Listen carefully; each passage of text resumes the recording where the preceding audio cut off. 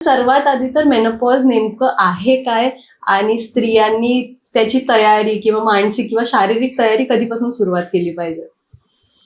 Menopause म्हणजे नेमकं काय हा प्रश्न सगळ्यांनाच पडलेला असतो. कारण आपण म्हणत सगळ्यात महत्त्वाचं म्हणजे मेनोपॉज हा काही आजार नाही आहे. ही प्रत्येक महिलेच्या आयुष्यात येणारा एक फेज आहे. आणि मेनोपॉज म्हणजे हे फक्त एक ती फेज नसते, त्याच्याबरोबर अनेक गोष्टी ह्या त्याच्या बरोबरीने येतात. तर मेनोपॉज म्हणजे जनरली सगळ्यांना माहिती असतं ते म्हणजे पाळी बंद होणे म्हणजे मेनोपॉज असा एक समज असतो. अर्थात मेनोपॉज म्हणजे तेच आहे की पाळी तेव्हापासून थांबते, पण त्याच्या आधी आणि नंतर ह्या अनेक गोष्टी ह्या त्याच्या बरोबरीने येतात. त्यामुळे मेनोपॉज हा खूप मोठा विषय आहे आणि त्याच्याबद्दल खूप माहिती समजा आपण घेतली, अवेअरनेस समजा क्रिएट केला, तर ही फेज नेमकी काय आहे हे समजेल आपल्याला. आणि तू दुसरा प्रश्न विचारलास की त्याची तयारी कधीपासून करायची. आता आपण एखाद्या परीक्षेची तयारी किती दिवस आधीपासून करतो? 1 वर्षभर. बरोबर की त्या इयरमध्ये आपण त्या परीक्षेची तयारी ही आपण करत असतो. बरोबर. तर तुझं वय किती आहे? खरं सांगायचं बरं ठीक आहे, तुझं जे काही वय असेल तर प्रत्येक जो कोणी आत्ता हा पॉडकास्ट बघतोय त्यांनी आत्तापासून तुमच्या मेनोपॉजची तयारी करायला सुरुवात करा. कारण काय, जर का तुमचे पिरियड्स हे हेल्दी असतील तर तुमचा मेनोपॉज पण हा चांगला जाणार आहे. तुमच्या पिरियड्समध्ये समजा आता प्रॉब्लेम्स असतील, म्हणजे प्रत्येक पिरियडमध्ये समजा तुम्हाला पोटामध्ये दुखतंय, काही ना काही थकवा, प्रचंड प्रमाणात थकवा आहे किंवा त्याच्या असोसिएटेड बऱ्याच गोष्टी असतात, क्लॉट्स पडतात, PMS आपण ज्याला म्हणतो प्री मेन्स्ट्रुअल सिंड्रोम, हा जर का जास्त असेल तर नक्कीच तुम्हाला मेनोपॉजमध्ये पण जास्त त्रास होणार आहे. बरं. त्यामुळे तुम्हाला मेनोपॉजची तयारी ही जेव्हापासून तुम्हाला समजते की अरे मला पिरियड्सचा त्रास होतोय तेव्हापासून करा. आणि दुसरी गोष्ट म्हणजे जेव्हा तुम्ही 40शी मध्ये येताय तेव्हापासून तर नक्कीच तुम्हाला मेनोपॉजची तयारी ही केलीच पाहिजे. करेक्ट. जो मेनोपॉजचा कॉन्सेप्ट आहे तो म्हणजे पाळी बंद होणं. पण नेमका हे सगळ्यांनाच माहिती की पाळी बंद झालं की मेनोपॉज झालं, पण त्याचा नेमका शरीरावरती आणि मानसिकरित्या कसा परिणाम होतो? बापरे, हा एवढा मोठा विषय आहे.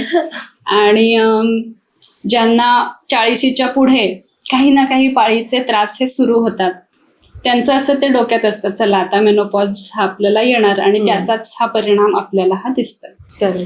तर शारीरिक आणि मानसिक दोनही पातळ्यांवरती खूप मोठा बदल हा प्रत्येक स्त्रीला हा दिसायला लागतो. अर्थात प्रत्येक स्त्रीला नाही, पण आजकाल ह्या खूप जणांना दिसायला लागतो. अगदी फार थोडे असतील की ज्यांचा मेनोपॉज किंवा हा जो काही पिरियड आहे हा अगदी छान आनंदाने शांततेत गेलाय.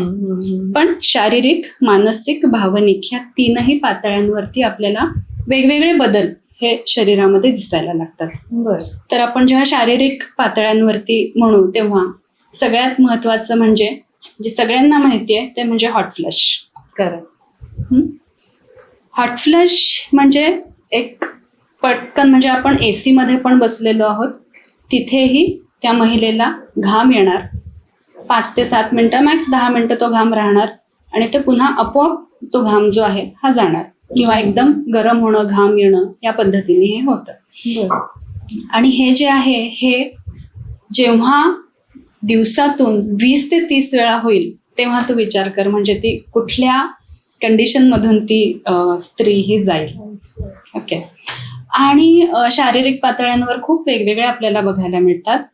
त्वचा, केस, हाडं म्हणजे बोन्स, जॉईंट्स, त्यानंतर झोप नीट न लागणे, त्यानंतर आपण म्हणूयात लो लिबिडो किंवा लैंगिक इच्छा जी आहे ती कमी होणं किंवा न वाटणं. त्यानंतर मानसिक पातळ्यांवरती जेव्हा आपण विचार करू तेव्हा म्हणजे एक तर सगळ्यात महत्वाचं म्हणजे मूड स्विंग्स. ह्याबद्दल पण खूप बोललं जातं, म्हणजे ह्याच बद्दल जास्त बोललं जातं आणि याची बऱ्याच रील्स मध्ये थट्टा पण केली जाते की मूड स्विंग्स ह्या गोष्टीची.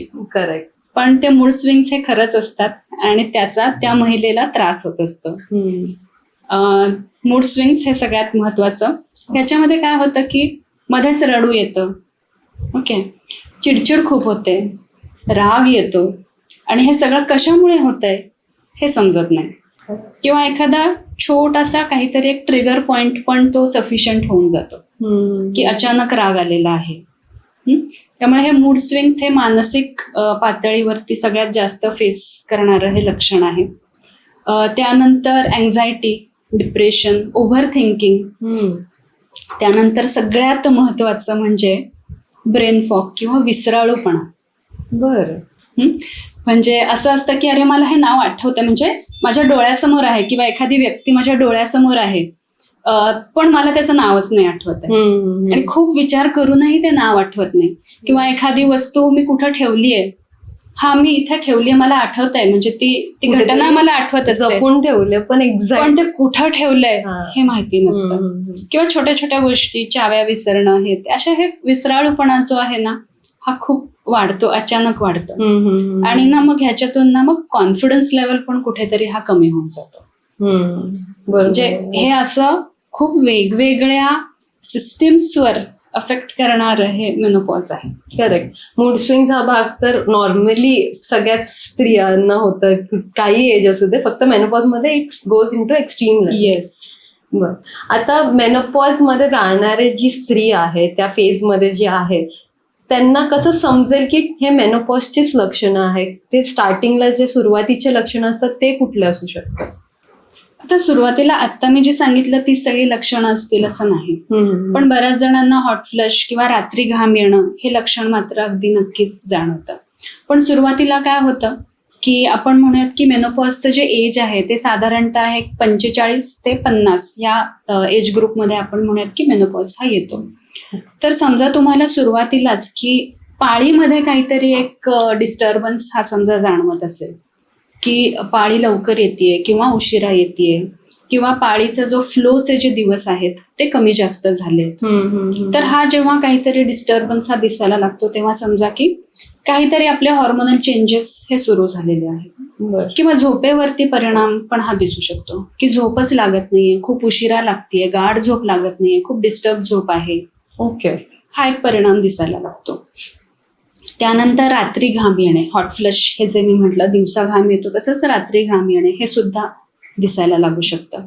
किंवा अगदी साधं की बोन्स दुखायला लागलेत, हे जे आहेत ही सुरुवातीची ही जी लक्षणं आहेत ही असू शकतात. बरं, पण ह्यातले असे कुठले लक्षण आहेत की जे एक्स्ट्रीम आहेत, हे कसं समजेल महिलेला आणि आता डॉक्टरांना व्हिजिट केलं पाहिजे?